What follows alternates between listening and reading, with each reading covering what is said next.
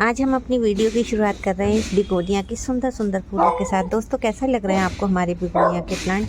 मेरे पास ये दो कलर हैं, एक ये रेड कलर है और ये देखिए ये है पिंक कलर। लेकिन ये मेरा प्लांट थोड़ा सा डैमेज हो गया है, ये पॉट गिर गया था ऊपर से। उसके बाद ये बहुत ही नाजुक प्लांट होता है, ये इसके टुकड़े हो गए प्लांट के कई सारे। वैसे मैंने इसकी कटिंग लगाई है, बिल्कुल ऐसा ही बुशी था ये और बहुत अच्छी फ्लावरिंग भी कर रहा था। लेकिन कई बार हो जाता है कि हाथ वाथ लग जाता है और प्लांट कोई गिर जाता है, तो मेरा प्लांट भी गिर गया था। और इधर ये देखिए फॉक्स टेल फर्न है मेरे। आज मैं गार्डन में कुछ काम करने चल जा रही थी, तो मैंने सोचा आप लोगों को भी दिखा देती हूँ मैं क्या क्या काम कर रही हूँ गार्डन का।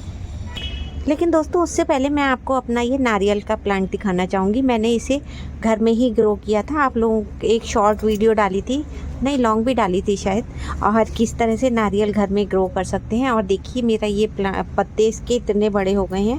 हालांकि ये बहुत ही छोटे प्लांटर में लगा हुआ है, अभी ये 8 इंच के प्लांटर में लगा हुआ है। और ये देखिए नारियल का ऊपर का हिस्सा भी दिख रहा होगा आपको, लेकिन ये काफ़ी मोटा हो गया। मैंने इसको काफ़ी 6 महीने होने जा रहे हैं तब से इसी में लगा रखा है। अगर इसकी ये ज़्यादा ग्रोथ बड़ी हो जाएगी तो मैं इसका प्लांटर भी चेंज कर दूँगी। तो चलिए आज हम क्या करने जा रहे हैं वही दिखा देते हैं आपको। देखिए दोस्तों, ये गार्डन में मैंने मिट्टी सूखने डाली है। जब हम मौसम चेंज होता है, समर आता है, विंटर आता है, तो फिर हमें अपनी मिट्टी को भी दोबारा से चार्ज करना पड़ता है, रिचार्ज करना पड़ता है। क्योंकि विंटर वाले जैसे फ्लावर लगे हुए हैं, वेजिटेबल लगे हैं, तो उसमें हमारी मिट्टी का जितना भी पोषण होता है वो सारा निकल जाता है एक तरह से। और अब विंटर ख़त्म होने के बाद जब हमें समर की तैयारी करनी है, चाहे हम फ्लावरिंग वाले प्लांट लगाएं या फिर हम वेजिटेबल वाले प्लांट लगाएं, तो दोबारा हमें मिट्टी को रिचार्ज करना ही पड़ेगा। तो सबसे पहले किस तरह से रिचार्ज कर रही हूँ मैं और किस तरह से मिट्टी बना के रखूँगी वही मैं आपको दिखाऊँगी दोस्तों। तो देखिए मैंने ये गार्डन की जो मिट्टी है, जो अपने पॉट वगैरह खाली की है, इसको धूप में डाल दिया।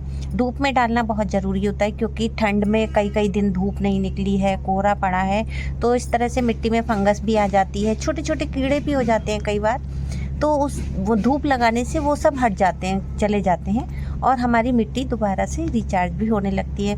इसके बाद जब हम मिट्टी बनाएंगे, अभी मैं कुछ लगाऊंगी नहीं, सिर्फ मिट्टी तैयार करके रखूंगी, वही मैं आप लोगों को दिखा रही हूँ किस तरह से मिट्टी को तैयार करके रख देना चाहिए। तो देखिए मैंने ये अपनी गार्डन सॉइल ले ली है। इसके बाद हम इसमें सबसे पहले मिक्स करेंगे। देखिए ये जितनी हमारी मिट्टी है उसमें मैंने ये 20% रिवर सैंड लिया है। ये देखिए आपको रिवर सैंड दिख रहा होगा, इसमें कहीं कहीं छोटी छोटी बजरी भी है, और उसे हम निकालेंगे नहीं, बजरी भी पड़ी रहने देंगे। क्या होता है कि बजरी जब बीच बीच में आती रहती है तो मिट्टी हमारी और ज़्यादा पोरस होती रहती है, जो एक्स्ट्रा पानी होता है वो निकलता रहता है। इसके बाद मैंने ये रिवर सैंड लिया है। यहाँ पर मैंने घर में ही हम जो लकड़ी वगैरह जलाते हैं, इसमें देखिए लकड़ी का टुकड़ा भी दिख रहा होगा, और इसमें हमने बहुत सारी औषधीय गुण भी हैं, जैसे बादाम के छिलके हैं, मूंगफली के छिलके हैं, या फिर पिस्ता खाया है वो डाल दिया है। तो इस टाइप की चीज़ें हम जब घर में छिलके जलाते हैं तो वो बहुत अच्छी राख बन जाती है। और राख तो आपको पता ही है, फंगीसाइड का भी काम करती है, पोटाश का भी काम करती है। राख डालने से फ्लावरिंग भी आती है, इंसेक्ट भी भाग जाते हैं। तो इस तरह से ये मैंने इसमें राख ली है, और मिट्टी के हिसाब से ही ले रही हूँ, वो लोग आप अपनी देख लीजिए। अगर आप जितनी भी मिट्टी बना रहे हैं तो उसमें राख का हिस्सा थोड़ा कम ही रखा जाएगा, मैंने भी कम लिया है। इसके बाद दोस्तों यहाँ पर ये मैंने नीम खली ली है। देखिए ये मैंने इतनी मिट्टी है मेरे पास, और इसमें मैंने कम से कम 4 मुट्ठी या फिर आप 200 ग्राम नीम खली डाल सकते हैं। क्योंकि ये मेरी जो मिट्टी बनाऊंगी मैं 10 पॉट प्लांटर के हिसाब से मिट्टी बना रही हूँ अगर, तो आप इसमें नीम खली थोड़ी सी ज़्यादा डाल लीजिए, 5-6 मुट्ठी नीम खली पड़ जाएगी। यहाँ पर मैंने DAP के दाने लिए हैं। नीम खली का भी वही काम है कि दोस्तों, एक तो ये फंगीसाइड का भी काम करती है, और दोस्तों ये फर्टिलाइज़र का भी बहुत अच्छा काम करती है। तो ये नीम खली भी ली है। यहाँ DAP लिया है। DAP के मैंने 1 मुट्ठी के करीब दाने लिए हैं, ऑर्गेनिक वाला DAP है। इसके बाद मैंने यहाँ पर ये फंगीसाइड डाला है साफ का, और फंगीसाइड बहुत ज़रूरी है। जब मौसम चेंज होता है, ठंड निकल के जाती है, तो फिर उस समय फंगीसाइड ज़रूर ऐड कर लेना चाहिए, ताकि मिट्टी में किसी भी तरह की अगर फंगस है, वैसे तो वो धूप से निकल जाएगी, राख से, लेकिन थोड़ा सा फंगीसाइड है तो मैं डाल ले रही हूँ। अगर आपके पास नहीं है तो आप इसकी जगह हल्दी का भी यूज़ कर सकते हैं, क्योंकि हल्दी भी एक तरह से फंगस को भगाने का काम करती है, एंटीबायोटिक होती है। और दोस्तों यहाँ पर मैंने लिया है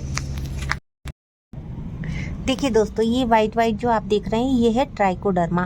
ट्राइकोडर्मा मिट्टी में बहुत अच्छा वर्क करता है। इसके अंदर जो भी कीड़े होते हैं या फिर चींटियां हैं, ये सब आने से बचती हैं। चींटियां वगैरह भी नहीं लगती हैं और फंगस भी नहीं आती है किसी भी तरह की। काई आ जाती है कई बार हमारी मिट्टी में, तो वो काई भी नहीं आएगी। तो इसके लिए मैंने ये ट्राइकोडर्मा यूज़ किया है। यहाँ पर मैंने दोस्तों रॉक फास्फेट का यूज़ भी किया है।